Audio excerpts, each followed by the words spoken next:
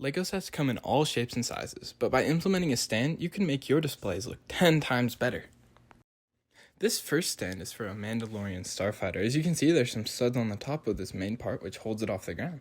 There's also these two pieces on the bottom which act as a base to stop it from tipping front or back or even to the sides. By connecting these to the bottom like this, we can see we get a stand.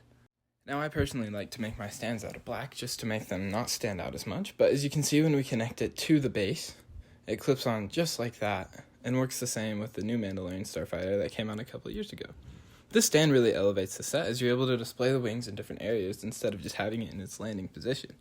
I really like this stand personally as it makes this set stand out in my collection.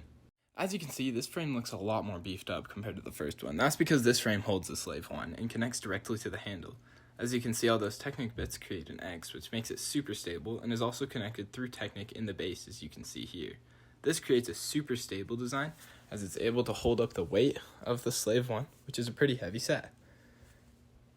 Now when you see the Slave One here, it's connected by the handle that's already built in and has a couple other points it's not connected to but has pressure on so that it can keep it kind of stable without bending the pieces too much. I really like the look of this stand as it holds the Slave One up, which you're really not used to seeing.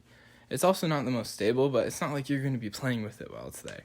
As you can see, when we spin it around, it holds it up very nicely and gives a new angle to your displays. This stand's beefed up more Technic-wise as it's built for the Star Explorer that came out last year. As you can see, pushing on it doesn't bend that much due to all the different Technic pieces and all those different angles trying to help support it, but it also creates a great platform to hold a set sideways. As you can see, the studs that are placed on top, we can connect pieces to it that hold it even upside down, but we don't need to have it go that far. When we connect the Space Explorer to it, you can see that it holds it at an angle and really elevates the whole set. It's pretty stable, as you can see from shaking on it, and you can see how it even connects in the back. This is one of my favorite stands.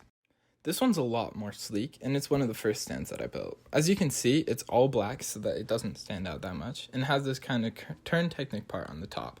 I tried to cover up as much as the Technic as I could with these black pieces, trying to make it look as best as I could. From flipping it around, you can see that it looks good from almost any angle, and especially from the inside, which you don't see. You can see all those Technic connections that hold the main frame up. By using those Technic connections, you can get a really solid connection and have a lot less shaking, along with a more sturdy design. I built this set because of the main design issue of the X-Wing, where you're not able to display it with the wings open, or else they'll bend really bad. So this set can hold it up with the wings in attack position, which I really think looks awesome, especially that it holds it at an angle, which allows your sets just to elevate above the rest. I also think by having this type of design, you can make your sets stick out a lot better than everybody else's sets, as nobody else is going to have stands that hold their sets like this. Thank you so much for watching, and don't forget to subscribe to see me build other things in the future.